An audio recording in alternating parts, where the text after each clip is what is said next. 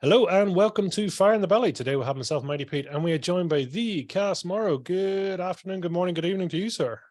Hey, how are you today, bud? Oh, awesome. Where are you calling us from today? Give us a bit of a background. I am in the East Coast here in Canada. Yeah, Cold? it's actually for us, it's not that bad. It's pouring rain right now, so that's gross. But it's not snow. It's not minus 35 where I'm used to being, so I can live with that. That's good. So tell us, Yeah. who is Cass Morrow then? Who are we talking to today? Well, so I'm Ryan Cassmore on all social media. I help men reset passion and desire in their life. I'm passionate about saving marriages and sex lives. It's a pretty fun job. And it comes from me having a terrible, well, abusive relationship with my wife. I was the bad one.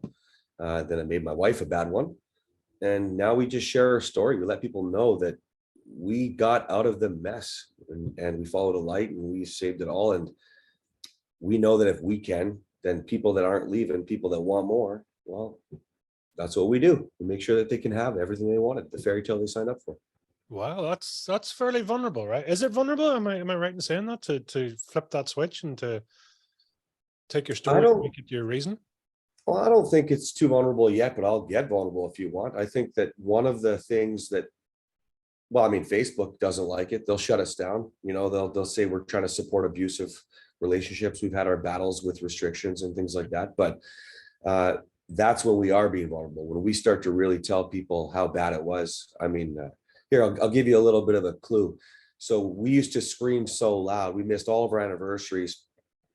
There was a restraining order for me for 30 days because I flipped the mattress. My wife wouldn't have sex with me, wouldn't talk to me. I flipped the mattress over, and my wife was in the bed at the time. I spat hot coffee on her. I broke a couch, man, while she was sitting on it, just screaming at her so loud, banging the back of the couch.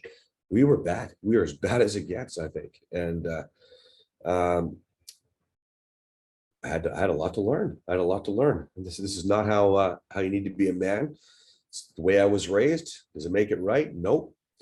And so, yeah, man, I decided that if I wasn't going to lose my wife, I had twins on the way. If I was going to have that family, and now we have another son. If I was going to save it all, man, I had to do some major growing. I had to do some major learning. So I share that story because it's embarrassing, but I know that it's helping a lot of people right now, Pete. It's helping a lot of people, and they realize how bad it was. Give us a bit of a timeline here, Cass. I mean, where are we at, and how long has passed since this sort of the Yeah. bottom started, So let's say? I met my wife just about well, actually 8 years ago now, about a month after. So 8 years and a month. And she walked into my gym. She was a client. We flirted hot and heavy. And she wanted a Christian man. I wasn't a Christian man. So I'm like, this isn't going to work. And she wanted kids, and I had a vasectomy. So we just flirted. And then eventually we realized, well, maybe there's something more. So we started dating. 30 days later, we got married. And then we just let the shit and abuse just roll after that. And I taught my wife to be as angry as they come. She always says there was something in her. But for those next 4 years, man, like I said, we missed every anniversary. I remember 2 years in, I was like, this is amazing. We're fighting every 3 days. And she's like, that's not normal. But I had no idea because I was so used to just fighting every single day. It's 37 years of anger is what I knew. So fast forward about the 4-year mark where I realized, well, my wife didn't want me. She wasn't into me. She was settling. She said, I'm not in love with you. I'm settling, and I'm honoring my commitment under God. And that's the only reason I'm here. And so I got mad. I got angry. And then I spent the next 2 years learning and growing, attacking anger, insecurity, every bad example I was ever shown. And now we're at the end of it here. I would say it's been 2 incredible years. I always say 4 because those rough years were better for me. You know, not fighting every day is pretty exciting. But yeah, man, like the last couple of years are where we're really at. So we're 8 years into this journey now. If you can even count those first 4 years as anything, it would be like we should have killed each other. But anyways, now we're just living the dream, dude. what was the why before, let's say, the first 4 years? What was your why at that time? My wife and I've talked about that a lot. We just really firmly believe, Pete, that there was something. When you meet someone, you've got all the dopamine, you've got all the excitement, the hormones, the chemical flushes. You are like, you're hot. It's the honeymoon phase, stage one of a marriage, right? Or a relationship. There was something, we just knew there was more. So that's actually a really great question, because a lot of times people are like, well, I can't handle it anymore. I'm done. I've done everything I can. And we just say, follow the light that we followed. We just knew there was a reason why. For my wife, I think a lot of it was the kids.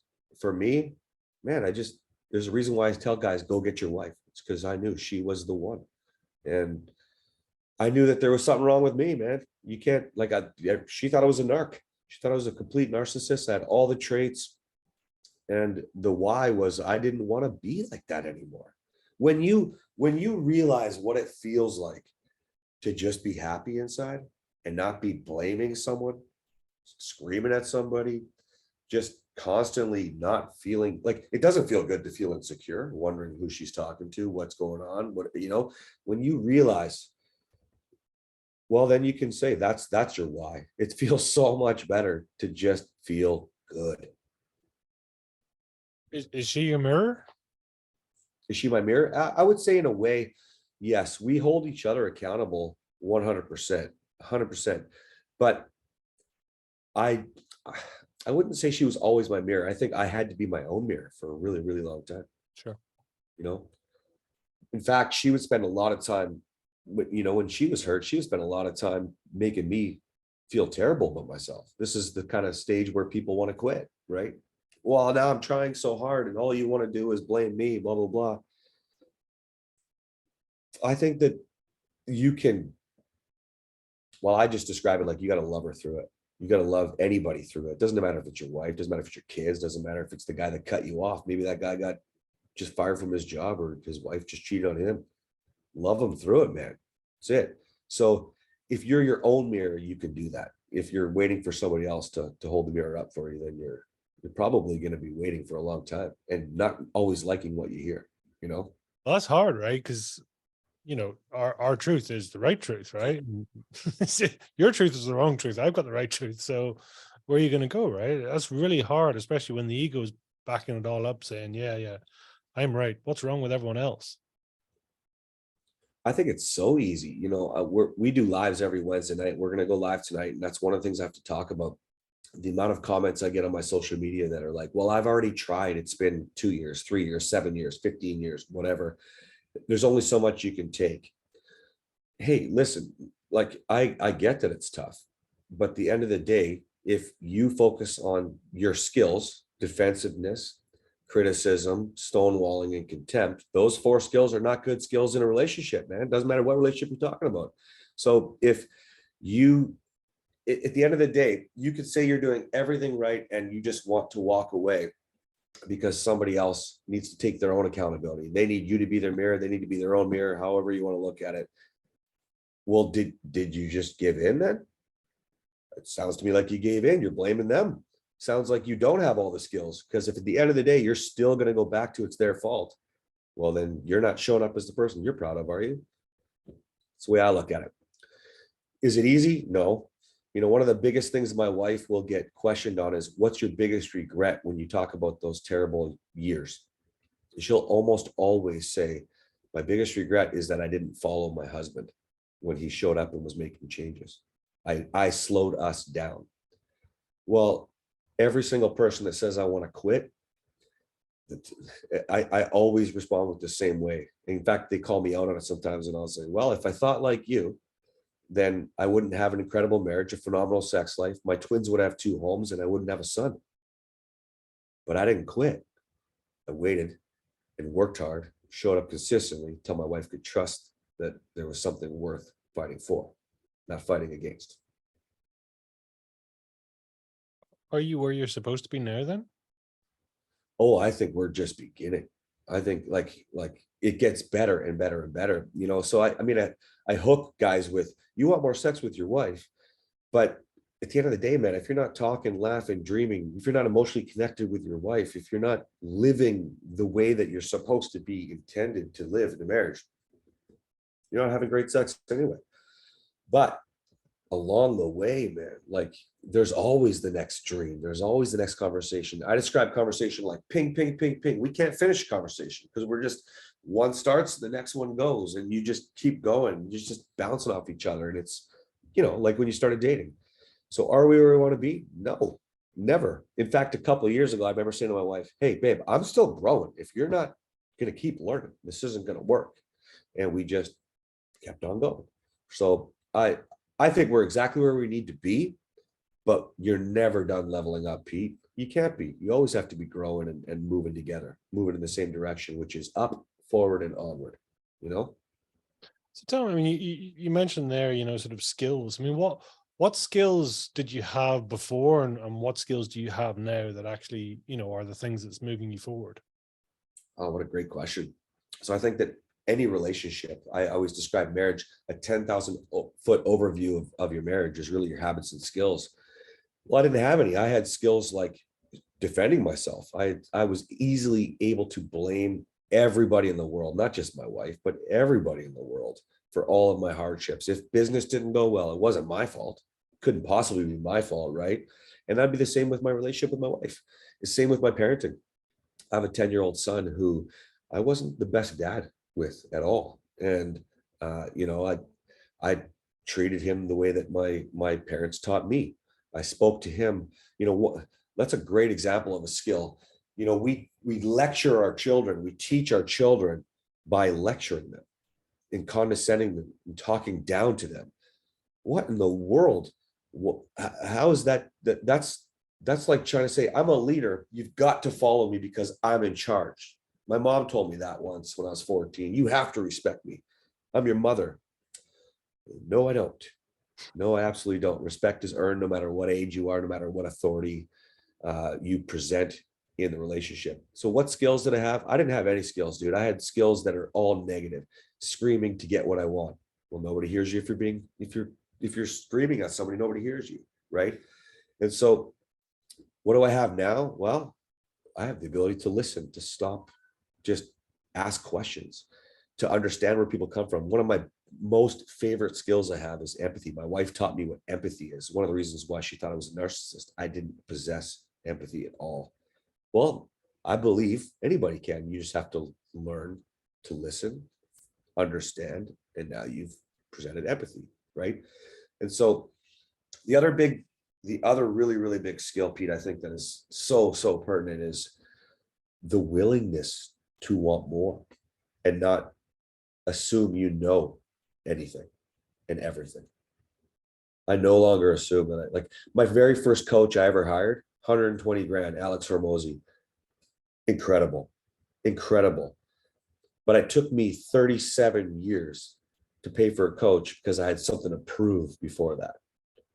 So there, man, we can get into skills all day long because you can break them down. That's why I say it's an overview, is a collection of your habits and skills. If you develop the habits where you can start to look at these sorts of things and go, okay, well, that's worth spending a few dollars on. That's worth spending a few hours of my time to listen to that podcast with Fire in the Belly.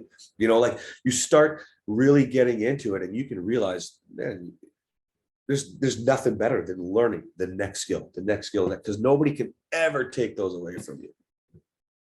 What did it take for you to get over yourself? Well, the fear of loss, man. Like I realized, so I mean, I'd already separated with my wife 7 times. One was a 30-day restraining order. We missed 4 of our first 4 anniversaries. You heard that right. And now my wife's telling me I'm just settling. Well, nobody's just going to settle for the rest of their life. I mean, I just talked to a client this week and he makes millions and millions of dollars this week. This like every year.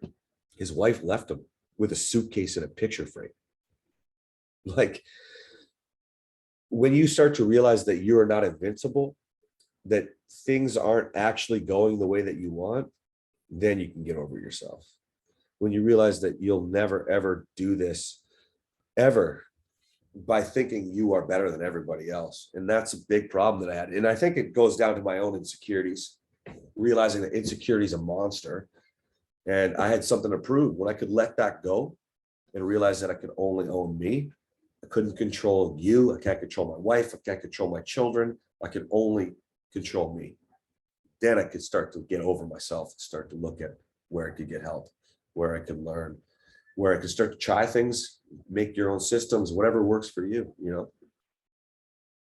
It is amazing. I think that's a beautiful point when people actually do, you know, their truths start to, their own truths start to come into question, and they start to go, well, maybe I don't know it all. Maybe I need to be the student and not the teacher right now, or maybe I just need to listen, or, you know, have the empathy.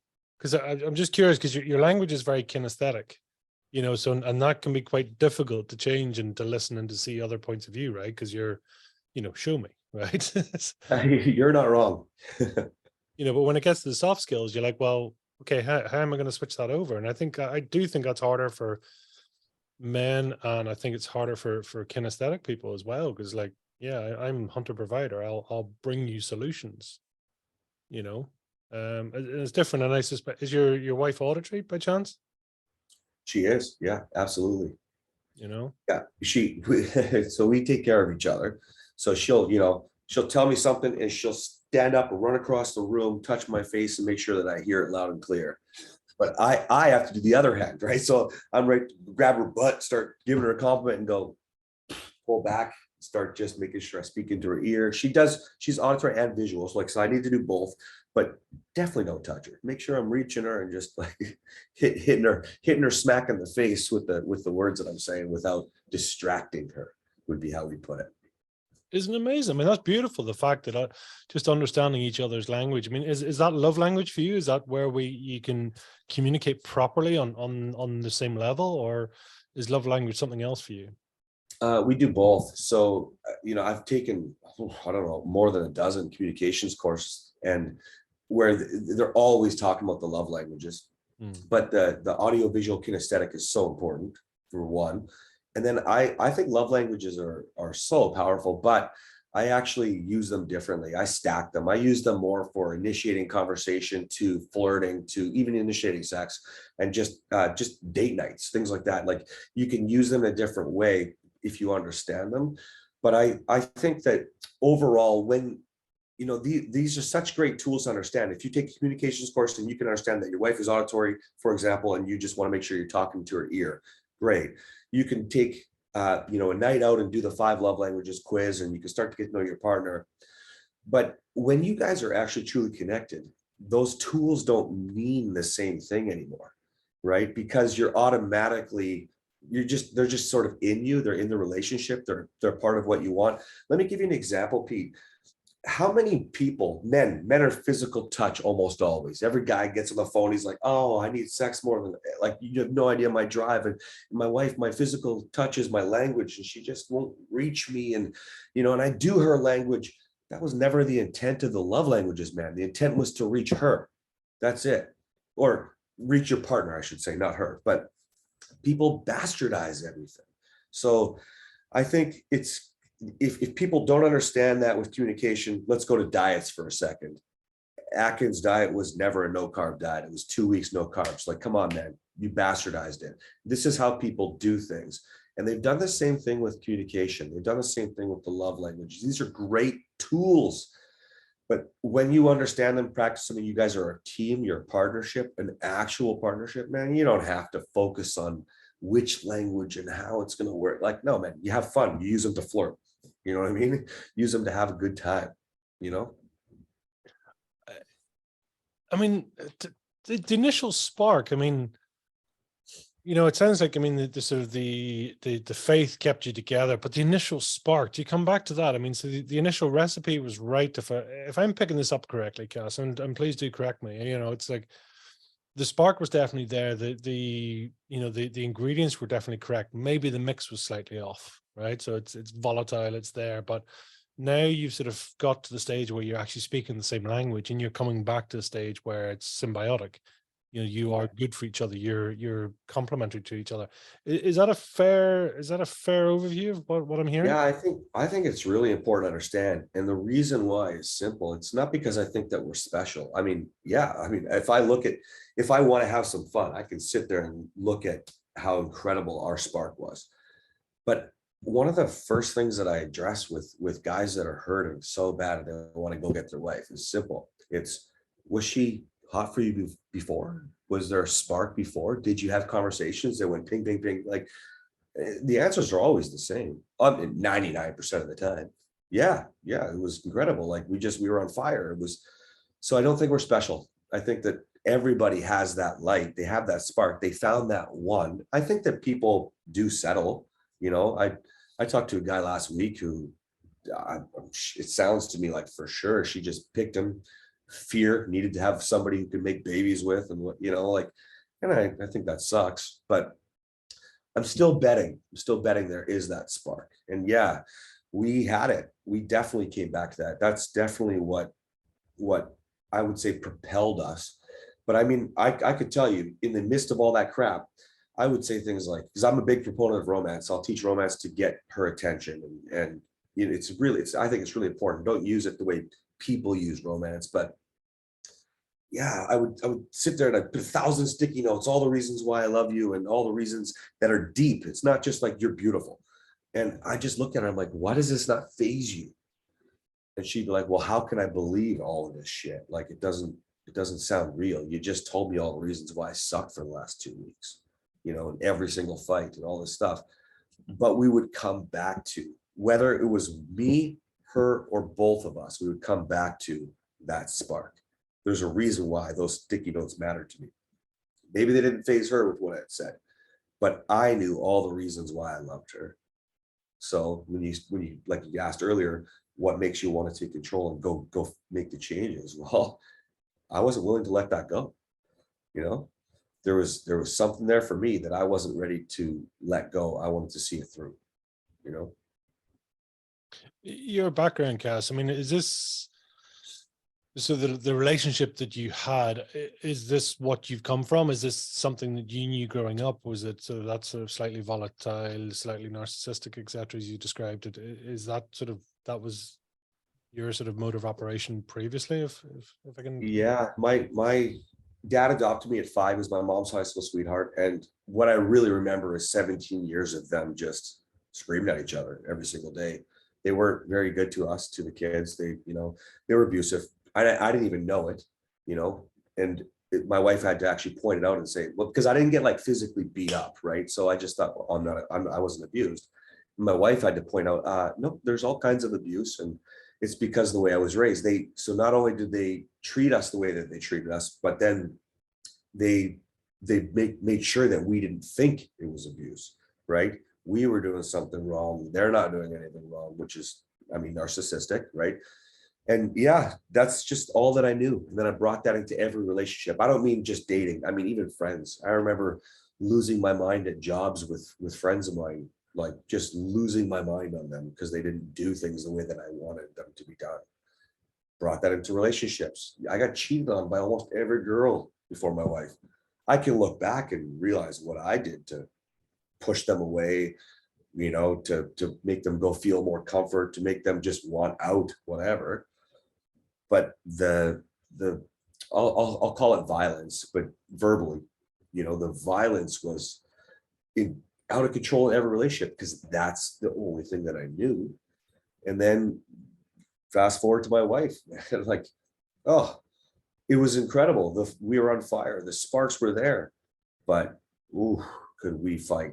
And my wife would say it was always in me, but ooh, you brought it out of me. You know, and I talk about 3 types of wives. My wife was a vicious type 3, vicious. She was mean. Type 3 is not resistant, or sorry, full resistance, backing off. I don't believe you. But my wife was a mean one. Well, I brought it out of her. It's the only thing that I knew since then, you know. But you can make a choice, right? I don't speak to my family anymore. They're terrible people. I removed some of the influence that would cause me to want to go down the wrong path. My natural reaction. If you disagree with me today, my natural reaction is to start screaming at you. I have to think about it. I have to go, no, that's not what I want to do. That's not cool. I'm not proud of that. Right? Make sense? Yeah. And for Kat, I mean, her background again was this sort of relationship, communication style, etc. You know, the verbal abuse, etc. Is that something she was aware of or came to? Because generally, if you're not aware of it, you won't put up with it. Yeah, no, actually, Catherine had a loving, loving father. I think her mom loves her very, very much, but just doesn't know how to love a daughter. Or Catherine, the same way. My wife just often, the question she used to ask me, do you even like me? That comes from her issues with her mom. Do you even like me? But nothing like what I described with my growing up. Like she should have 100% walked away, but I think she saw the good in me. Like she does a lot of her posts that she doesn't do a lot of social media like I do, but if she posts, it'll be something on like, say, narcissists need love too. And what it is it's, she just really firmly believes that there are people that are not going to leave their partner. And besides that, like I'm living proof that you can change the way that you are. So her background didn't allow it, but her background gave her the ability to love me through it, lead with empathy, something that she would describe. And her background gave her the ability to do that, I think. I'm curious then. I mean, what sort of righted the wrongs at that time? I mean, is it down to the makeup sex? Is it down to, that actually it's cleared the air and suddenly the communication has come out, maybe right and wrong or whatever, but it's a method of communication. Because something otherwise you just say, right, lock the door, delete the number, you're gone. But actually there's still this coming back. There's a reason to come back. There's, it's the arsonist firefighter I'm hearing here, right? So what was it? What brought you back again? Honestly, we both just wanted more. We weren't willing to say it was over. So there's different stages for Catherine. Catherine definitely, she felt like, first of all, I'm married, and she waited her whole life to get married the first time. She waited her whole life, never got pregnant prior, and she wasn't exactly a, good girl, but she did certain things because she was waiting for the right time in her life. And I think for her, there was probably a little bit of pride. I waited my whole life for this. I'm not going to let this go. But she just really valued the commitment. She was her oath under God. For me, honestly, there was like, when I talked to people from my past, recently I just spoke to somebody I hadn't spoken to in like 7 years. And I told a lot of my story, and she just looked right at me. And she was like, excuse me, Catherine was like a blessing in your life, because I could have easily been my father. I could have easily been my mother. I could have easily, gone down those paths, these terrible negative.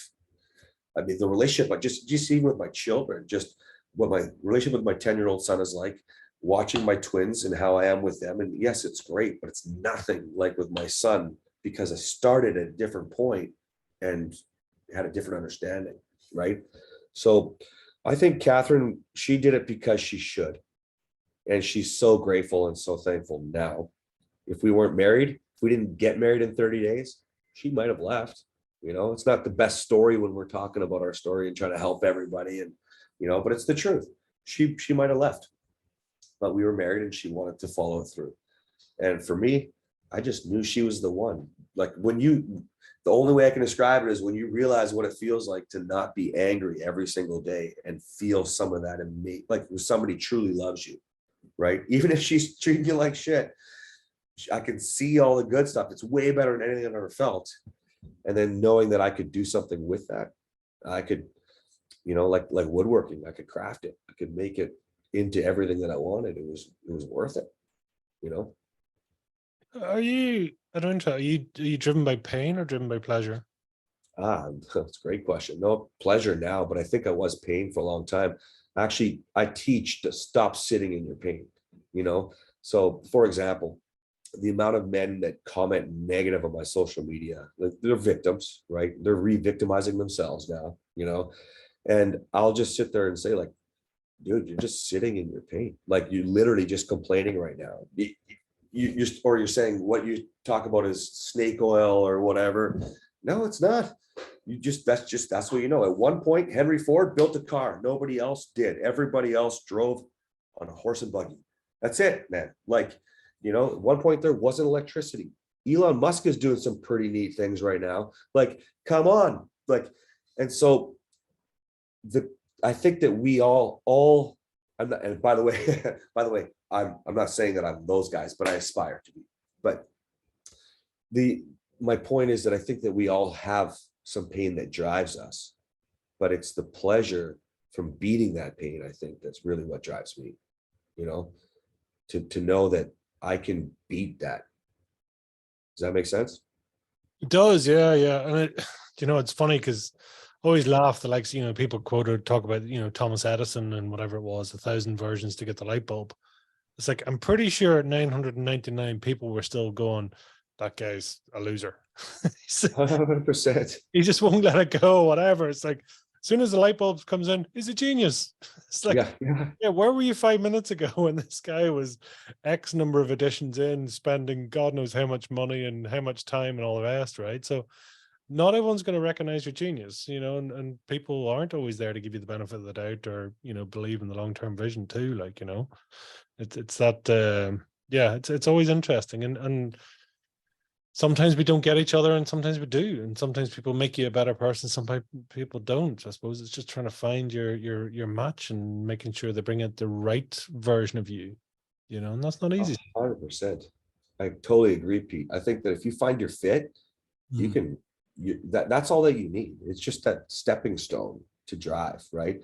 And some people pave the stones and some people take the stones, and other people just go, holy crap, if I miss that stone, I'm going to fall. So I'm not going to bother, There's an expression I always find very interesting, and it's along the lines of, your voids are your values. And for a lot of people, I do tend to find, if they've had a challenging upbringing or they've had loss or lack or something in their childhood, then they spend much of their adulthood righting that wrong until they eventually right it, or they fill in the void enough. But then after that, they go, what the hell do I do now? Yeah. I didn't have money. I now have money. Okay, what do I do? And I either go in a spiral for the rest of my life. I make it, I lose it. I make it, I lose it. And then that's my pattern. That's what I know. Or else they sit there and go, well, who the hell am I? I've now found my partner. I've now found my thing. I've now got somebody that's, we've separated 7 times and yet we're back again, until they're going, they're not leaving. So I need to write a new chapter. Does that make sense? Oh, yeah. And I absolutely love that. I think, they used to talk about the 2%. Now they talk about it's the 1%, right? Health, wealth, relationship, the 1% have it all. And most of the 1% only have 1 or 2. They don't have all 3. A big part of what I do is all about purpose. I really think I don't like the term I'm on a mission anymore. I think it's another thing that's been bastardized. And so I really, really like purpose. I like purpose a lot because purpose will define a whole lot of missions so that you can get to your ultimate purpose. And I think that, when you describe this is such a wonderful thing. So now I've made it with my wife. I've got it with the business, I've got a 6-pack, whatever your thing is, right? Or things are. Why are you done? If you have a purpose, are you leading now? You should be leading some people. You should be showing people how you did that. Like, if there's only 2% or 1%, whatever your number is, of the successful people on the planet, then my God, people need help. My God. So how are you done? So if you have a purpose, you're never done. Yeah, we separated 7 times. We got back. Now I had a business, 22 years. I owned a gym. I was terrible with my money. So it was, government shut us down with COVID and had to start over at 40 years old. Well, my gosh, man, now I'm leading men all over the world. My wife now, I then led her so that she's leading women all over the world. And we just got started, man. Like, I only started going viral a month after I started making posts in February. And really, it's been the last 3 or 4 months where we picked up like 100,000 followers. Like, come on. Like, so now I'm leading these men all over the world. My wife's now leading women all over the world. I have an opportunity to speak with people like you so that we can then together lead other people all over the world. So go back to your, how could you ever be done? How could you say, well, I've saved my marriage and I'm done? If you saved your marriage, my God, you have a responsibility because everybody else is getting divorced. If you're in great shape, my God, you have a responsibility. I don't care how many Tom, Dick, and Harrys and Suzannes are personal trainers, man. There are people that are obese and dying every single day. You have a responsibility, no matter what your skills are. Don't you have a responsibility to this planet if you are exceeding and excelling in any aspect? I think so. It's a duty, right? I mean, Yes. I mean, you talked there about purpose. What is your purpose? Are you clear on that? I'm 100% defined and clear. I say it's revolutionizing marriage. I really firmly believe that is my purpose. I don't know. Is it okay to talk about faith on your show? Yeah. So I'm new to faith. Like I said, Catherine wanted a Christian man, so it's relatively new for me. But we were prophesied. People were calling me out of the crowd, like you in the white shirt, you're going to be healing couples. You're going to be laying hands on couples and healing. And I was like, you're out of your freaking mind, man. We're going to kill each other. Fast forward years later, here I am. Right. And so did I need somebody to prophesy? Well, that's helped me a lot with my journey with God. I'm still trying to figure that all out, but it's 100% my purpose to change and impact marriage. I want to see divorce statistics drop. My purpose, when I talk about, people talk about their goals, 1 year, 2 years, 5 years. I have a 20-year plan because I want divorce statistics down. I want it to be known. It had to be, Catherine and me. It had to be, because now divorces aren't climbing, they're declining, Why? I mean, it's a very generalistic question here, but why is divorce so rampant? What is it? Do you have a theory as to maybe one or two of the major themes that's coming through? I firmly believe it's the example that we're shown. If everybody else is doing it, must be okay, right? I mean, if you want to have take a field trip one day down this little path, just look at some of the comments on my social media. I talk about saving marriages, and this is not, you should not be proud of you. Your wife's not using sex as a weapon. You yelled, so you turned her off. Look at the negative comments. Just quit. She doesn't want to have sex with you. Just blah, blah, blah. Just leave. Just get divorced. Find another one. Go cheat. Watch porn. What? See, everybody does what everybody else does. It's the 2% thing that we talked about earlier, right? So I think it's easy. Guys will call me out and they'll say, well, you looks like you copy and paste the same comment all the time. Yeah, because if I thought like you, then I'd be divorced. I wouldn't have an incredible sex life. My kids would have 2 homes and my son wouldn't be here. That's why I repeat it over and over and over again, because people are always seeing the example. Like, you've got the young ones, they go to school and everybody around them in their class is getting divorced too. It's the example that everybody's shown. That's what I think is the number one theme. It's okay. You can leave that toxic relationship. You can leave. They're abusing you. Most of the time, the story's not even real. I'm not saying you should stay in abuse. Of course not. I'm not saying toxicity is acceptable. But what happened to loving people, man? If somebody didn't love me, I'd still be screaming. We'd be on this podcast and I'd scream when we disagreed. Sorry, man. I needed help. If we could all love a little bit more, the old love your neighbor, well, then I think things could change a little bit. And that could start with people's marriage. Well, why are you even getting married if you're just gonna, and that's a whole other thing. Anyway, yeah. What advice would you have given to yourself back there? Marriage in 30 days, all the rest. Would you have a different perspective? Would you be advising yourself differently? Or, it's an impossible question, and it's always like, what would you say to your younger self? It's, where do you go with that? But I'm just, if I had my brain now and my body back then, I wouldn't change a thing. I don't know if I could give myself advice because I wasn't ready. It's kind of like hiring Alex Hormozi at 37 years old. Until I was ready to say, oh, I can learn from somebody else. I had nothing to prove unless I learn to prove to myself. Just wasn't ready. If I had any advice, it would be do it faster. Excuse me. Jump in quicker, marry her in 10 days, learn faster, stop screaming sooner, you know, get help faster, you know. Well, I mean, the likes of Alex and so, which are, they're big ticket coaches. I mean, what did that bring to you that sort of started bringing about the change, and what of it have you sort of brought into your style of coaching and teaching? Oh, that's a great question. Oh, wow. I love that.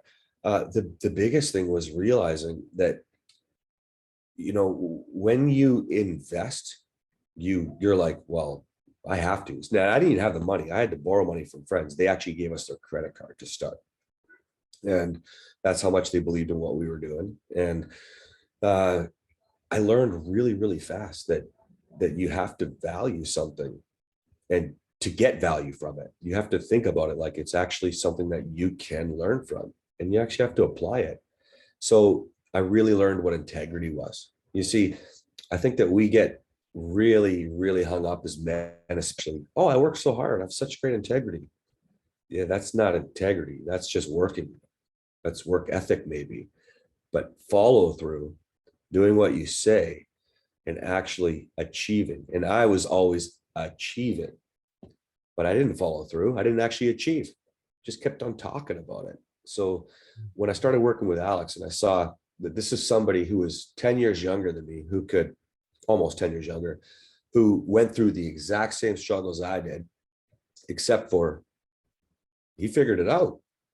Well, how did he figure it out? All he did was learn. And something that resonated for me really quickly was that he has a business degree, but that wasn't where he learned. He learned from reading, from hiring people, talking to people, and at the time, mostly just books. And so when I learned that, it was all about value. If you perceived it as valuable, then you could get value from it. If you could get value from it, then you could then use the skills that you were learning. And what value set do you live by today? I mean, do you have a set of promises, a set of habits for yourself, a set of commandments, rules, whatever? Yeah, I don't lay them out like that. I used to. I used to have these core values, and I learned that from Alex, actually. But I don't anymore. Now I just know. I just know what I'm supposed to do. So I always kind of joke, it's really hard work to go get your life. But when you have the skills, it's not work anymore. It's just natural. So we talked about the love languages earlier. Well, I think it's really important, but I don't need to think about it anymore. They're not values that I quote unquote have anymore. I just know that's something that I need to use, practice, and go with day to day. You know, I always say things like, "You never attend because you're never done leveling up." I focus on things like that more. As long as I'm trying to learn every day, as long as I'm just looking at who I want to be, that's it. But I don't like to live by a sort of cadence or a law anymore. I just keep moving forward. Does that make sense? Totally. I think it's that ability or that desire to keep evolving, keep changing. Because and I'm curious as well, because and as you were saying earlier, with your wife or your partner, you have to flash them back to, you know there must have been at some point the passion, the desire, the infatuation, everything has to be there in the first place. But I mean, what if it wasn't? Because, and same with yourself, if you don't have the core beliefs or the core um values, for want of a better word there, then you're going to be a bit stuck, right? Until you actually go back and find out exactly what it is that you specifically want. Yeah, I think so. I think, it's kind of like this. We get taught by society to set goals, make plans. You got dreams. So if you want that, you're going to have to do this, this, and this, make your plan so you achieve that goal. When really, if you stop focusing on your goal and start focusing on the habits to get there. So for example, no matter what your goal is, I don't really care. You still need to get up 10 minutes earlier every day. More than likely, just get up 10 minutes earlier. That's a habit. That's it. Focus on that. You'll start to be more successful. You start to do little things like that and you'll actually get there, right? I think that people get so lost in the why and the how instead of just the what. you know? Yeah. And goal setting with your partner, is that something, Absolutely. is key? Absolutely. You know, one of the biggest things that I gets thrown in my face, Pete, is like, well, all you talk about is sex. No, I don't. Pay attention. That's just a hook. It's called marketing. And then, but one of the things I say is you can't have an incredible, passionate, intimate. I love the word you just used, infatuation. You can't have it unless you're doing things like making goals with your partner. You know, here's something fun for you too. Side note, but how I got over insecurity, people ask me all the time because I was as insecure as they come. I stopped thinking about trying to get my wife to have sex with me to validate myself and feel good, and started to look at things that actually made me feel good. Like when we made goals and I could see myself in her eyes. We're moving to Texas right now. We're in the middle of trying to figure that out with an immigration lawyer right now. When my wife talks about Texas and the kind of house we'll have, and the like our family walking down the street in Austin or Dallas or whatever, going to a Cowboys game, man, I can see myself in her eyes having these goals. That's how I got over insecurity. Seeing that I was part of my wife's future, right? Mm. Side note, but that's, people ask me all the time how I got over it. That's how you focus on what actually matters, not what you're trying to create. Uh, do you think it's important that you're inspired by your partner, or is it important that they inspire you? I think it's both, definitely. You know, my wife was a major driving force for me to grow and be better. Would I get a lot of ridicule from men out there for that? Absolutely. Well, I think men should lead. However, my wife's led me because she has a different skill set. She's better at certain things. She's just naturally better at certain things, whether or not she had to learn them or not. Right. So she inspires me all the time. On the other hand, us together, we can inspire each other. We can inspire our children. We can inspire people around the world. Right. I think inspiration comes from however you want to take it. I mean, people could be listening to this show right now, and at the end of the day, they're either like, wow, that guy, 8 years and 7 separations, four missed anniversaries, blah, blah, blah, and I can have all that. They're either inspired or they're not. Are they? Yeah, you have to resonate, you have to click. We talked about that a little bit earlier, but at the end of the day, you get what you want from it. Like, do you want more? Do you want to sit on the sidelines, sit in your pain and wait, regret potentially? Or do you want to at least give it a shot? I think inspiration is what you make it, you know? You're fire in the belly. I mean, come on. Like, this to me is exactly what inspiration is. What drives you, what gives you that driving force inside. It doesn't have to be someone, it doesn't have to be something. It could just be an idea in your brain. But whatever it is, it gets you moving. It's why you'll say, I'll get up 10 minutes early today and every day after now, because I want to make sure that I have a better chance. Yeah. You know? Out of curiosity, and you maybe don't know it. 4 years ago, why did you want sex? And then today, why do you want sex? Oh, what an awesome question. Yeah. So I remember signing up for my marriage saying, well, I signed up for sex. I want sex 1 to 3 times a day. Like, I'm a go, go, go, go. And she was like, yeah, of course, blah, blah, blah. And I wanted sex because I wanted to feel loved. I wanted to feel the validation that I was good enough, mommy, daddy issues, whatever, abandonment from abuse, whatever, being cheated on with all the other girls. It was strictly to connect, to feel something, like I was something. And now it's totally different. Now it's because I love my wife. There's lots. I have a running joke in my house, by the way. Like, some people like to watch Netflix. I like to have sex. But the difference now is the actual connection, what I'm actually getting from it. We come together, right? It's not about trying to feel better.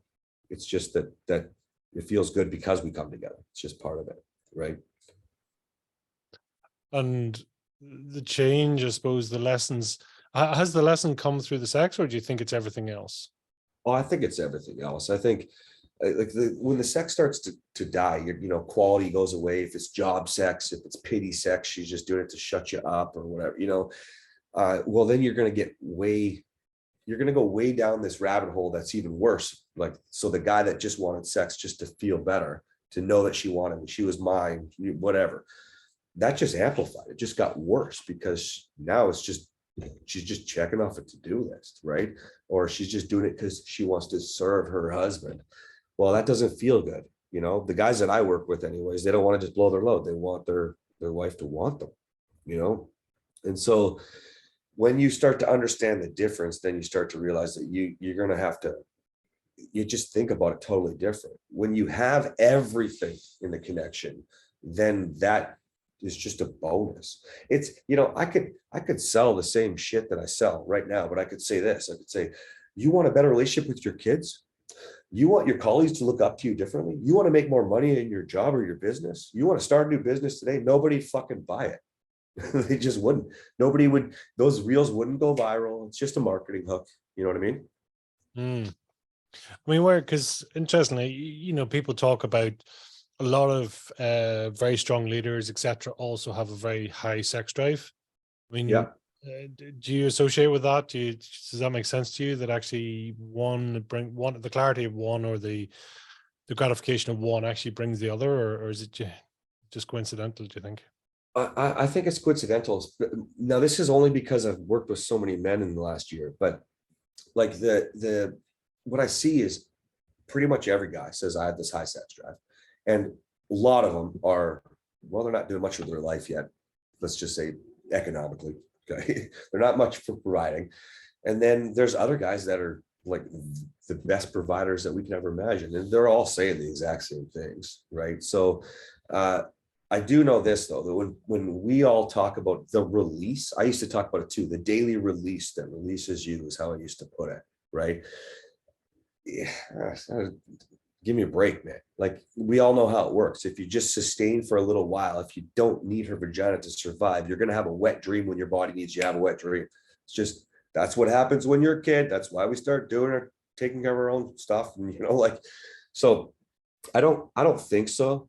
You know, I mean, there's tons and tons of studies. I mean, with athletes, for example, we all know, sustain, don't do it. You can't get rid of that load of yours. You got to go into the fight in the ring without. I think it's all up here, man. It's all in your head. It's more about the insecurities and the issues you have within yourself, I think, that matter more. Mm. And what's your take on porn? Where does that come into play? It's terrible. In fact, I have a quote that I'll put out here right away. It's simple: stop watching porn. That's it. I just think it's terrible. I think that you literally are wasting time that you could be using to figure out how to turn your wife on by watching porn. You know, the other problem that we have as men in society is that we have a lot of the expectation of, I'm a man, I'm supposed to blow my load, I'm supposed to, you know, have this release. I signed up for sex when I got married, and blah, blah, blah, blah. We spend so much time with these negative emotions that you feel like you have to do that. Listen, when you start getting the quality that you want from your wife and the quantity is starting to match it, I don't need sex 3 times a day. It doesn't matter if we have sex twice this week or 14 times this week. If it's in public, at the restroom, at the restaurant, or if it's like right after the kids go to bed, none of it matters, because the quality is there. The connection is there. Right? But men who are watching porn are wasting so much time feeding this need that they're not going to feel the way that I'm describing right now, because they're busy taking care of what they think matters, i.e., I can't survive without her vagina. Yes, you can. Do I want to survive with? No, I'd fucking die if I didn't have my wife. I would die without Catherine. But I can survive without her, man. And this is the difference versus guys that are just jumping into the porn, or you know, a lot of guys that work with they'll head off to the hookers. You know, they're going to. I just had a guy in my group the other day that I had to talk to about going to the strip club the other day. Like, how is any of this getting you your wife? If you actually want to be intimate with your partner, how is porn actually? There's nothing good with it, right? It's just like drinking. Drinking's, yeah, we have fun sometimes. We go, my wife loves to go party and dance and have some drinks. Yeah, but if you can't control your emotions, you have zero business drinking. If you don't have any control in your sex life, you have no business watching porn. Maybe there are couples that want to watch porn together, this and that. Certainly not if you're trying to save your sex life. You know, trust me, when you have what you want, you probably won't want to watch it together anymore anyway. It is always interesting, that's the substitute, right? To try and bridge the gap from where you are to your fantasy or to your expectation or your desire, etc. Whether that be porn, whether that be a glass of wine, multiple glasses of wine, drugs, alcohol, whatever, right? Or work for that instance, or social media. It Yeah, is. We sort of use that to sort of fill the cracks, don't we? It's just like, and I say we, 100%. you know, 100%. people don't realize that. It's so subtle. This is what, go back to it. It's a collection of your habits and your skills, right? If you're going to spend your time watching social media, checking most guys know more stats about the football team or the hockey team or whatever than they do about their marriage, man. Like, if you're going to spend your time, that's the habit side of things, is your time, right? Then you're not going to develop the skills. That's the winning side of things, having the skills, right? So it's just, it goes back to, what do you want? Maybe you do have to find inspiration, like you mentioned earlier, or maybe you just have to dig deep and go, what the heck do I really want in my life? Because this isn't working. And you start to make a change. Stop filling the void with pornography, with booze, with social media, sports. Listen, the bottom line is this: attached to outcome. If you're not getting what you want, do the same thing, expect the same results. I didn't make stuff like that up. It's not, I'm not special. Literally just attached to outcome.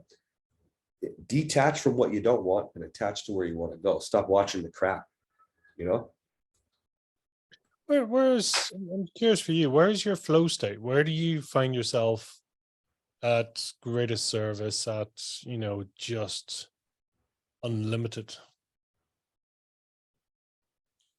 I'm sorry, where do I find myself? In flow state, where, because I mean, Oh, you're okay. very, you're very eloquent in your, your speaking, and is it the speaking, is it the connecting to others, is that your thing, do you think? Or I'm just curious. Well, I don't know if I understand flow state, but I literally just, I go, go, go, go. Thank you for saying I'm eloquent. I just speak. I just speak my mind. I'm not afraid to be who I am, because I hid that guy for so long, or presented a falsehood for so long. The guy on paper, my wife, she saw me at the gym and was just like, holy, this guy's got his poop together. Wool over, it was just a show, right? So now I try to be as real as I am, and real as I can be, and appreciate the compliment, but I just go. I don't know what flow state is, but I just go, and I'm go, go, go all the time too. Well, I think that is flow state, where you are, well, for me anyway, and I'm sure there's multiple definitions, it's where, you're acting with integrity, with acting with intention and purpose. There's no ulterior motive, there's no holding back, or there's no, do you know what I mean? It's like trying to be Yeah, something else, or inauthenticity, etc.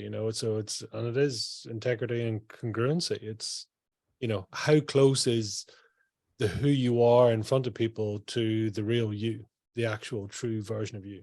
I think I was really, really blessed, because I opened a gym. I had no training certifications, and I ran my gym for 22 years, and I was one of the most popular places, the most expensive place in my city for those 22 years. Once I worked with Alex Ramosi, I should say. But that's a pretty long time for a guy who didn't have certifications, right?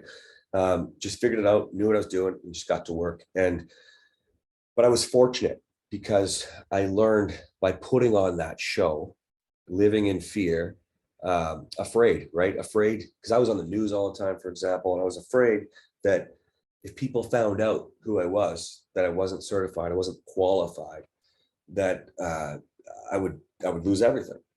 And so I put on this show all the time.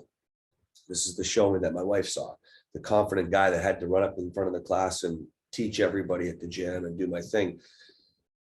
I'm very fortunate now, because what I learned along that journey is which I didn't know at the time, but you can't help everybody. Not everybody wants to be helped. Not everybody is ready. Not everybody is going to resonate.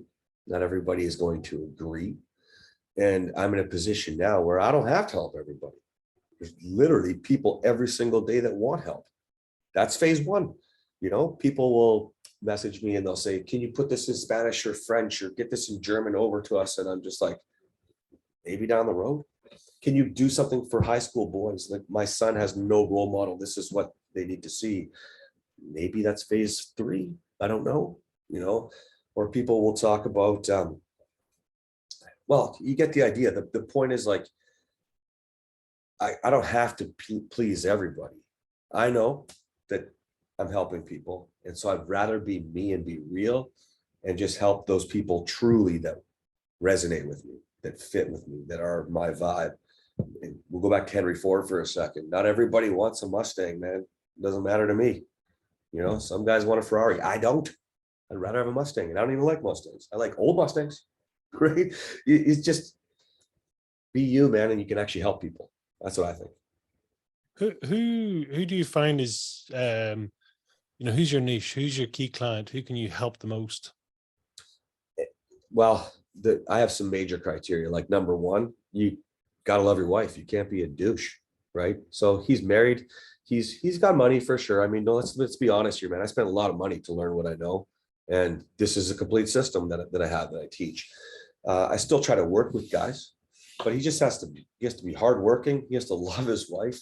He has to be willing to learn and own his own poop, you know, and he's got to want more than just be married. I mean, I love my wife, but there's more to life than just marriage, just being a dad, just having a job. He's got to lead. He's got to be somebody strong, you know. Does every guy know that in the beginning? No, but I like to pull that out of him for sure. Is there a tipping point, do you think, was there for your own marriage, and is there for people that you work for, you find most successful? I mean, a tipping point being, whether it is an affair or it is something else, do you think? Is there No, 50% of guys come to me, Pete, and they are like, life is good. Life is great. We're just missing this one thing. And then when we get into it, there's still more roommates than they actually think. They don't actually have the partnership that they truly want. Maybe they look good on paper, but it's on paper. It's not the powerhouse couple that they want to be, or whatever. That's like 50% of guys.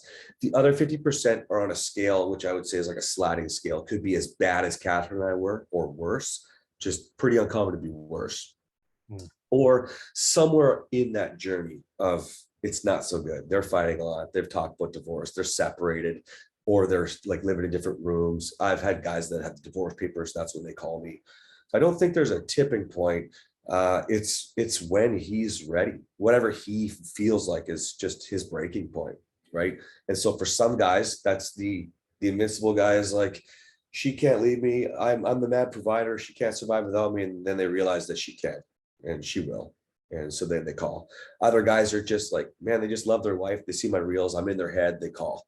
So there is no tipping point. It's just, I think it really is up to him when he wants help, when he wants more, when he's done settling. Because I think that we joke about women who want the fairy tale, but man, we sign up for that too.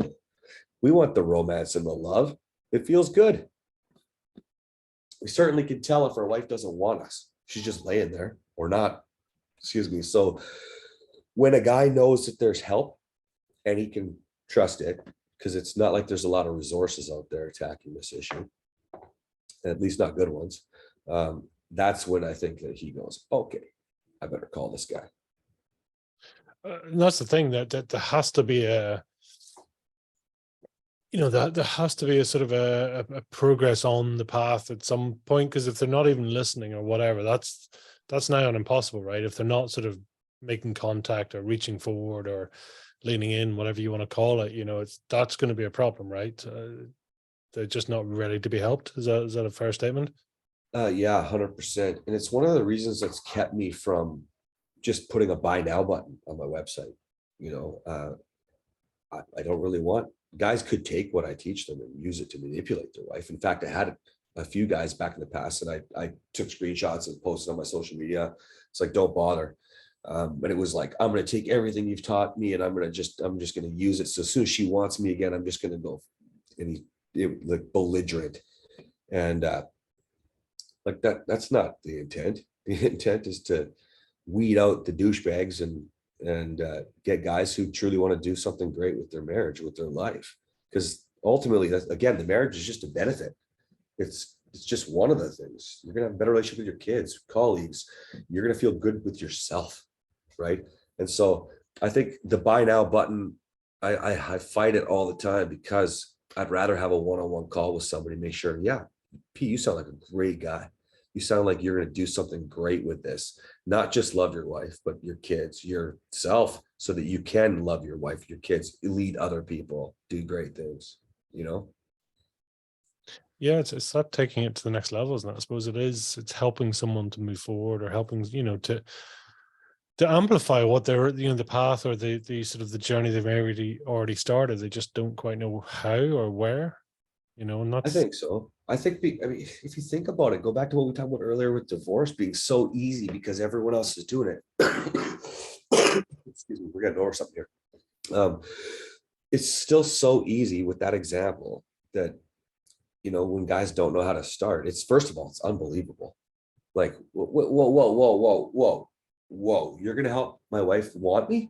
How's that possible? Guys don't want to talk to their friends about it. They might talk to their pastor about it. They'll go to a therapist about it. And yes, their guys will speak to some buddies, but on a whole, guys aren't. And so you have to get them over the hump where they have to realize they're not alone, that this is a real problem. Sex isn't happening in marriages, which is ironic to me. Because when you get married, everybody's like, you'll see the sex goes away when you have kids. Like, there are regular things that people are told, right? And yet everybody thinks they're the only one going through it. So I do have to spend a lot of time getting people over the hump. Like, some guys will watch my content for 3 months. Some guys will say when they get on the phone, I watch your content for 3 days straight. I watch every video you have. You're in my head, right? And it's like they're doing their homework here. This isn't like watching a commercial, doing a Google ad or a Facebook ad. They're doing their homework, because it's they need help to get over the hump and realize over the hump. Yeah, literally, we'll get into that. But yeah, they need help to realize it's true, it's possible, you know. it is. It's yeah, yeah. I mean, there's powerful there. And for you going forward, what do you see in your future? What's out there for you? What's the goal and intention? Right now we're working to move to the US. We can impact a whole lot more people. I want to get on stage. I mean, social media doesn't allow you to actually interact with people.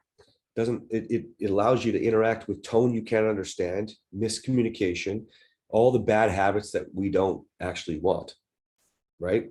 And another thing with social media is, I'm telling people to get off social media, but yet that's how they're finding me. It's kind of ironic, right? Yeah. And so the first step is we want to get to the US, and we're working with a lawyer to do that so that we can get on stage and start impacting on a larger scale where we can interact with people for real.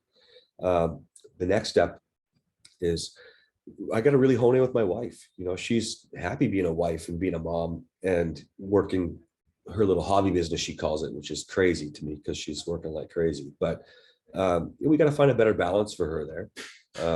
But because we still want to do the impacting. Our programs run independently, right? I work with men, she works with women, and that's because we recognize one person is in. It's almost never both ready to go. And so just like I was in and she wasn't. So we've got stages with that we have to really put together where we can get a healthy balance for her. And then I really, really, really would love to be doing something for younger men. I didn't have a good role model. And if I could impact at a younger age, obviously wouldn't be hooking with sex, but if I could do something with young men, man, it would just make me feel, that would make me feel proud. I'd actually just like to just do that. It would be nothing. I wouldn't want to build schools. I don't think. I just want to do that.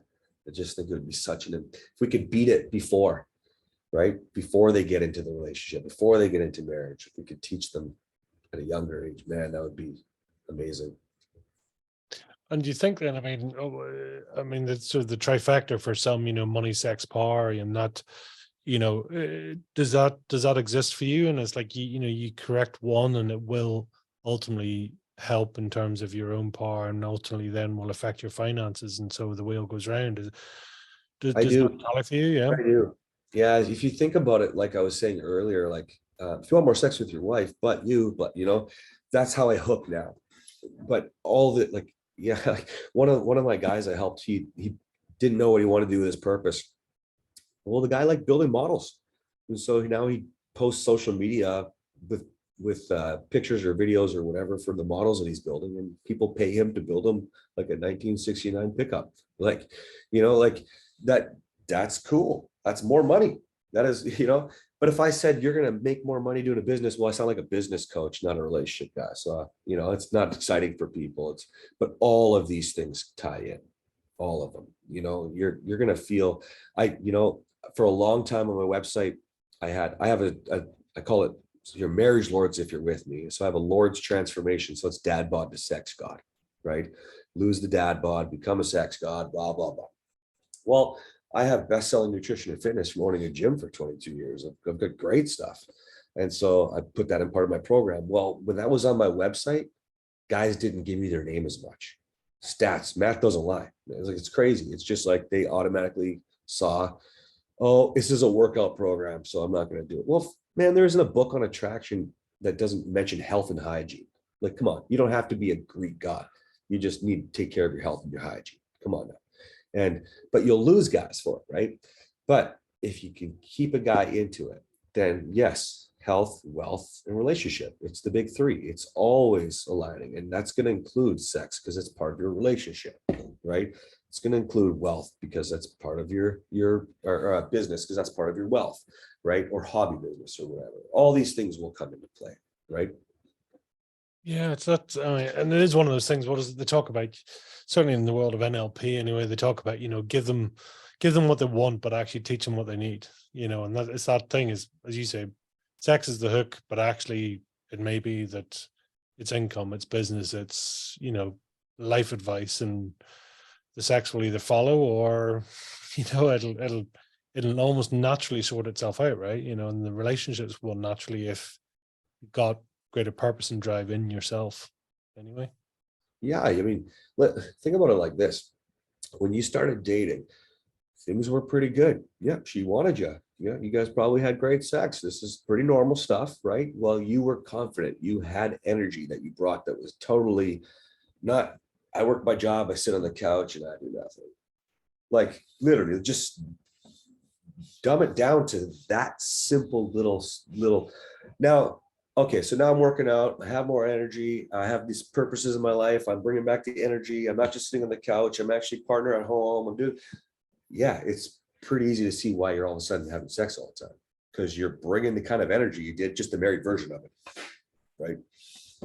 But put it together is where guys get lost because it's frustrating if your wife's not on board. It's frustrating if you're making changes and she's not following. It's difficult to try to make sure you have all the parts under the hood so you can win the race, right? What are all the parts? Okay, I got the supercharger. Oh, forgot the wheels. I didn't even know I needed wheels.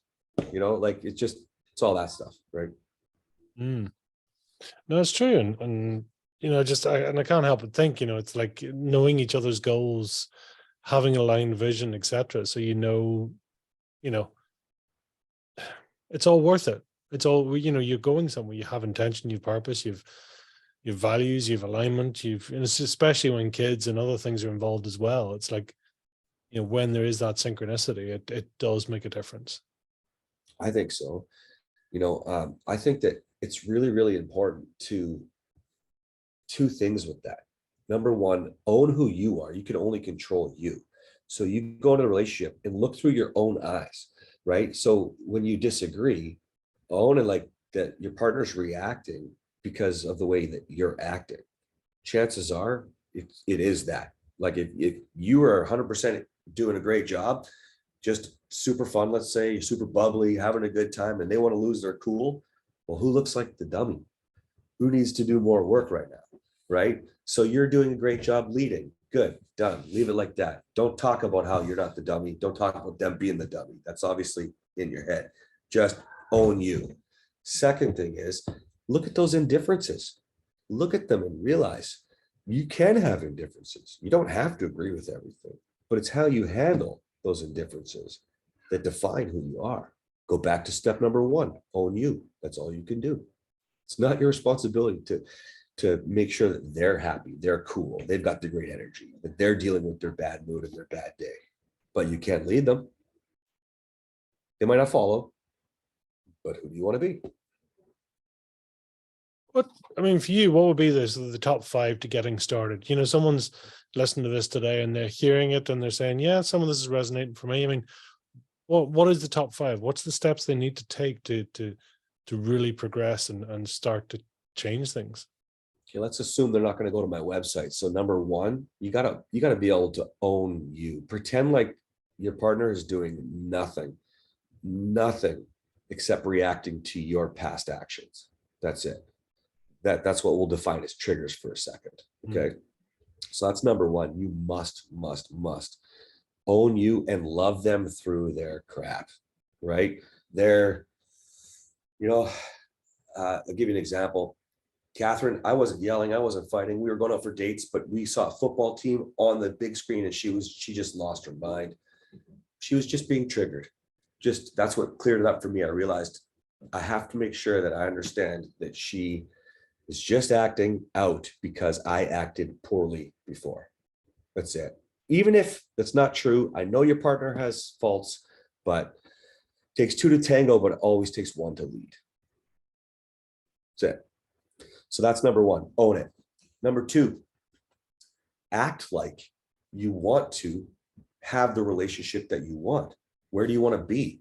The best example I can give is this. If you saw the toilet paper roll on the floor, because every woman likes to leave it on the floor instead of in the garbage can, hey, you know what? You can be bitchy about it. But if you just got laid, you'd be like, la-di-da, I just got laid. And you'd pick it up. So act in a way that you would if you had the life that you want. Stop. Some people will describe this as fake it till you make it. I do not say that. But you can act as if you would. The reason why I say act that is because you can then start to bring other energy. Faking it is fake. Acting it is being the person that you want to be. Does that make sense? Yeah, totally. The next thing is you're going to have to keep learning. You can't just expect that you're going to do it all right and everything is going to work automatically. So number one, keep learning. What else am I missing? Don't assume it's not working. Assume you didn't do enough work to get there. That's it. Almost always, you just needed one more skill. Learn one more thing, right? And I learned that from Alex Hormozy, by the way. Like at the end of the day, you think you're trying so hard, but it's like you're that one chord away from being able to play that perfect song on the guitar. The F, everybody struggles with F or B, just learn that last chord. So keep learning, right? Number 4, make sure that you follow through. Like, come on, man. Everybody gives up and they just say, it's not working.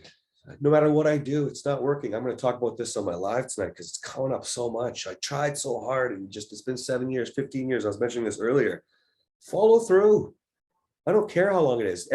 If we say that it takes, so you're in a relationship for, let's say, 10 years. If we know that when you guys split, which we're not condoning here, as you know, that there's like a half-life at least for healing, then what in the world makes people think that they change for a few weeks, a few months, or a year, whatever that is, and nobody's going a year, let's be honest here, that their partner should just automatically believe everything? Come on. If you stop calling your partner a name for 3 fights or 30 fights, but you've called him a bitch 400 times, when you threw in the D word, called him crazy and all this other jazz, of course they don't believe you. Come on. So follow through. Step number 4 is follow through. Like you don't get to quit.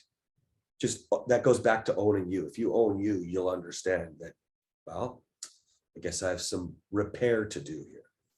I'm going to act like go back to number 1, act like they're just reacting to me, right? And the last one is, you're never done, man. You're never done. Actions speak louder than words. So stop talking about it. Keep doing it. Actions, actions, actions. And I would tie this last one in with, everybody will tell you all their different ways to fix things, to do things. Talking is one of them. We're constantly told, don't go to bed angry. Communication is key. Remember, that's all important if you have the right skills. But if your skills are setting you backwards, learn some new skills first. Actions speak louder than your conversation, right? Once you have the skills, that little tiny setback, I describe it like this. Say if you don't talk, we're not going to talk about our issues for, let's say, 60 days. But you take those 60 days and learn some skills beyond defensiveness, criticism, stonewalling, contempt. If you learn some new skills, maybe it's 5 love languages, maybe it's some of the stuff that I talked about today, maybe it's just Dale Carnegie's book. Okay. At the end of the day, you learn some skills, you can come together in 60 days and have a real conversation. That's a blip in time. But if you continue to talk, how's that going for you?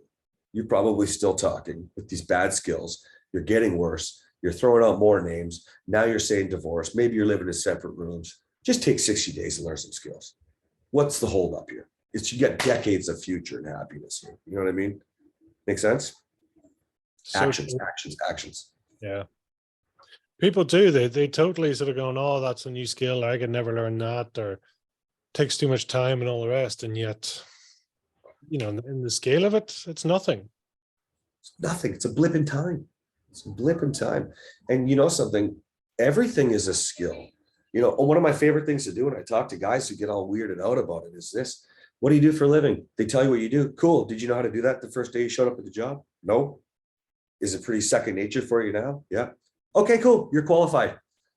Like, it's that easy, right? Yeah, it is.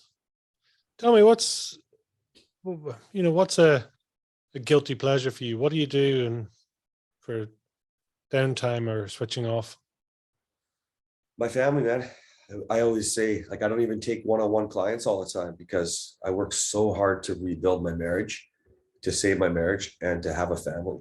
And so I take a little bit of time for my family, which is tough because I'm the entrepreneur that loves to work. I'm that guy, and I'd like to talk about it. So I've got to work hard to not be that guy, especially because that's like a big libido killer for my wife. Yeah, want to turn her off? Start talking about work some more. So yeah, I've got to just chill, just got to relax. We do a lot of learning. So besides stuff that I would say would be what I do, learning for what I do, parenting. I'm really inspired by my wife to become a better parent. She's an incredible mama. It's just passion of hers. And I have a lot of undoing from just the way that I'm naturally built from my family, from my parents. And so I would call that, because it's not work related for me, even though I can tie it into work, I would call that kind of learning still a guilty pleasure for me. It's just connecting with my children, seeing the smile on their face. That's only happening now in the fun time because I'm taking the time to learn those skills. Otherwise though, I love cars, like old classic cars. I had a 1973 Challenger that if you see the movie Nobody with the long Claim Saul guy. Yeah, that's my car in that movie. And wow. yeah, they said it was a 72. It's not, it's a 73. Look at the grill, you'll see. But yeah, that's my car in the movie. So I love old cars. I'm really passionate about that. And I love playing rugby. I do love to play the guitar and sing along. Our house is like a giant Disney movie. We're always singing our crap around here.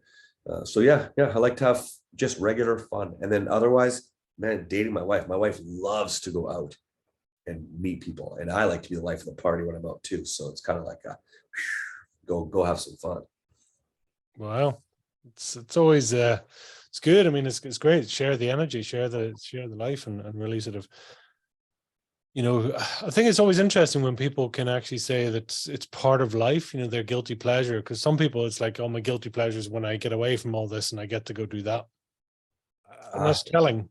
I think it is telling that actually, if it's not in your everyday life, that's the guilty pleasure is in the house or in the home or in the relationship, whatever. It's telling in itself, right? I never thought about that, but that's actually brilliant. Yeah, it's very, very telling. You're right. Yeah. You know. What are you capable of, Gaz? I think I'm capable of anything, anything. I had a business that was a brick and mortar going to do $1 million before COVID shut me down. And we lost everything. We lost our home. We got evicted. And everybody said, why aren't you working at Home Depot? Why aren't you doing this and that? I'm just like, well, that's not going to change my life, man. It's going to make things harder. So I'm capable of anything, man. Here I am years later, completely flipped. I didn't switch gears. I completely revamped the wheel in my house. And I think I'm unstoppable, really, you know. But I say that like I'm not humble. 100%. It's been a journey. Got lots to learn. I haven't quite figured out the business model. I've struggled with how I can help people and how I can profit, because it's really important to me for both, right? So what am I capable of, man? Well, I think there is no boundary, but my boundary is my family. I'm not willing to. I had all the money in the world before, man. Didn't change my marriage, man. In fact, I changed my marriage when I lost everything. Focused on what was important. So, what am I capable of? I'm capable of making sure people have that. And as you say, it's almost a seventh level of development is actually to turn around and then say to teach others to share that insight, share those insights. That's greater than you, right? It's greater than just having it for yourself. It's helping others to have it, to learn, to get insight. Right? It's such an honor, dude. That's the way I can describe it. It's the only way I can describe it. It's such an honor to go viral overnight, to have content that goes viral, to reach people that thank you. They literally say, hey, I haven't hired you, but like, thank you. Like, I know you're speaking to men, but like I'm using this too, or whatever, like it's such an honor. The other thing is that I'll say is if you have, for your listeners, no matter what your skill is, if you want to be better, teach. There's the whole thing, oh, those who can't, they teach. Bullshit. I'm 10 times the man I am because I teach every single day. It reminds me every single day. If I give a lesson to somebody, then I'm going to bring that lesson home to myself every single day, hands down. So yeah, if any of your listeners right now, man, if you have a skill, if you want to be better at it, teach, teach, teach. Even if you're recording yourself on a video just for fun, to say you're going to post it, you're talk like you're teaching, man, because you will be better at it. Very true. It's wise words for people to get out of their own way and just to say, right, teach others, because people do fall into that trap. They learn something and then they say, God, unless I'm an expert, it's like, do you know what? As long as you're one step ahead of someone else, then you can teach. You might know everything, and that's okay. That's good inspiration. But you know more than maybe the guy behind or the person behind, and that's the reason why you must pass it on. 100%. And along the way, you'll meet people that you'll collaborate with, that you'll get along with, that you'll be able to share ideas. You'll find new ways, better ways. You'll get even better. I think there's nothing more exciting. But that's the innovator in me. That's the entrepreneur in me that as well. It gets super, super exciting when you start going down that path. Well, what inspires you? Is there a book, a person, a thing? What gives you your fresh ideas, your momentum, your go-go? Well, for me, it started with my old man. When I was in the oil field at a young age, I was doing pretty well, like 150 grand a year, working in an office, not out in the field. And I quit, opened up my own gym. And my old man was like, well, you're not going to make the next Morrow millions. And that held me back for my entire life until I hired Alex in 2018. And the reason was because I felt like I had something to prove, right? Didn't want to hire anybody, just want to be able to do it on my own. I'll show you, right? But that also gave me the driving force. Like, my old man was a jerk and well, he's not a very nice man, but work ethic was something he taught me, that's for sure. And not teamwork, but work ethic. And yeah, now it's just a constant push to get where I've always wanted to be, what I feel like I should have. I've worked enough to be, oh geez, I probably worked enough for 3 lifetimes, not something I'm proud of. You shouldn't have to work that hard. But it's something I enjoy. Whenever I'm doing it, I enjoy it. Like what I do now, I don't consider work. I just literally, I know that's a cliche, but I love it. I absolutely love being able to help. I had a guy yesterday tell me about his past catching up to him with some money. He owed some bad people, and his wife just threw him out of the house and blah blah. Man, I love being there for him. Just drives me. And the other thing, of course, is my family. That's the big one. I'm doing all this now because I can't wait to just right before we lost everything, Pete. We were working 10 hours a week and we're making good money. And I don't need to make millions and millions and millions, but I do miss the quality of life where I could just hang out with my family and not give a shit. I want to be able to walk them to school, pick them up. I want to be able to chill and play hide and seek in the afternoon, have their afternoon snack with them, not be on the phone working all the time, you know? Well, it's so wise, to build and develop a business that helps you to have your best life. Because so many people, so many entrepreneurs we see do it the other way around. Like, I want to build a business that serves my customers in every possible way. And it's like, how's it serving you? It's like, it's awful. It's killing family time. It's killing my time. I'm working, every hour that God sends and all the rest, and You're a it's, slave. yeah, totally a slave, and it's like the design and the purpose and the intention is right. It's flawed from right from the start, and saying, build the business that serves the best you. And then ultimately, if it's building the best you, then you will actually be a best service. 100%. You focus on what your energy is being used on and the quality that you're delivering, right? I love being in a position where I say, well, I'm just not taking any guys one-on-one. You're gonna have to go through my program first, and I'll see if you're qualified to work with me, and see if you need it. That feels way better than to say, oh, quick, let me give you this big invoice and get you to pay it right now. And like, no thanks. No. Isn't it funny? And that ends up attracting more. It's like, Yeah, that's true. Well, it's true. What it does is it forces you. Like, I had to make my program so good that they didn't necessarily need to speak to me every single day, right? To be able to give them other guys that they could speak to that are going through the same things, who have taken the same program that's good enough that they wouldn't have to spend $50,000 to work with me one-on-one. Like this is way better. It's better for everybody, for your pocketbook, for your time. That's also your time if we're on the phone for an hour a day. That's that's a lot. So yeah, it forces you to give the right kind of quality to your customer, right? Make sure they get what they actually want, their desired outcome. Yeah, so true. So tell us, if you were to try and define your fire in your belly, what is it, Cass? How would you define it? Love, man. Love. I know it sounds cheesy, it sounds kind of corny, but it's love, man. Like, I'm a big romantic at heart. Did I know how to use it? Nope. Do I do it now? Yes. And I love it, man. It's there's nothing better. And as corny as it does sound when I say that, well, hey, you'd have to understand my background. If you grew up fighting every single day, defending yourself, yeah, man, there's nothing better than trying to create more of that.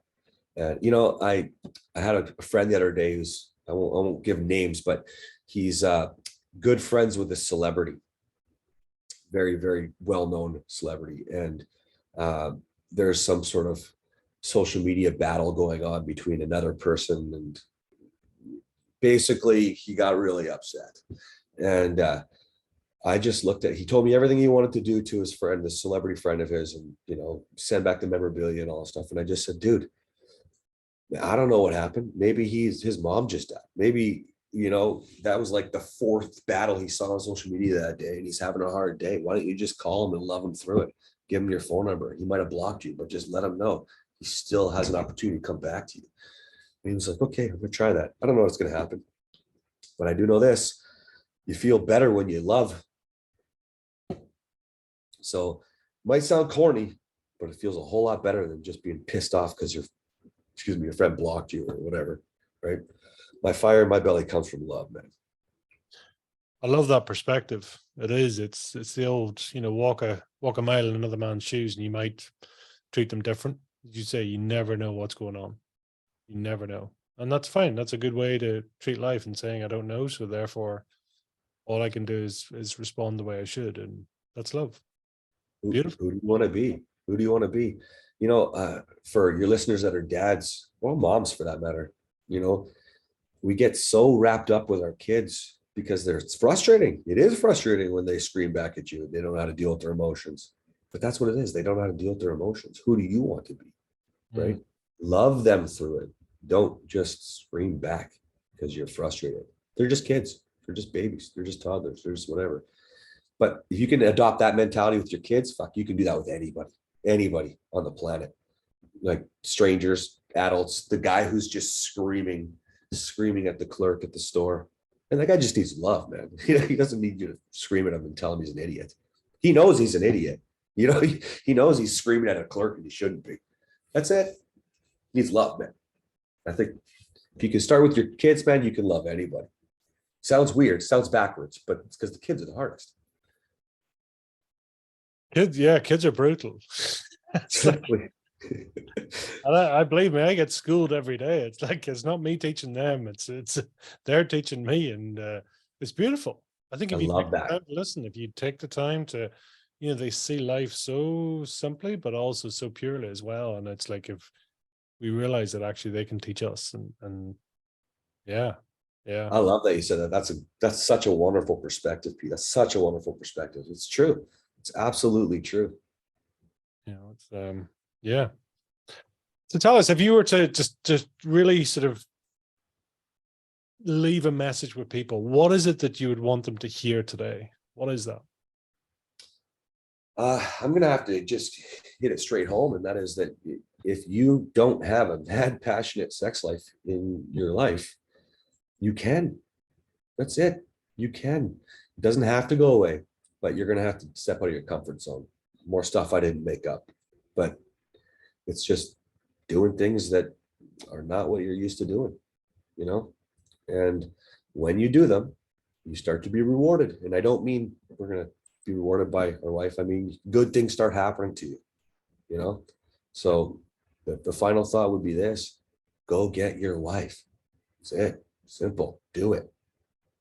Love it. Love it. Tell us, where can people reach out? Where can they learn more about you, hunt you down, track you down, stalk you? Any of the above?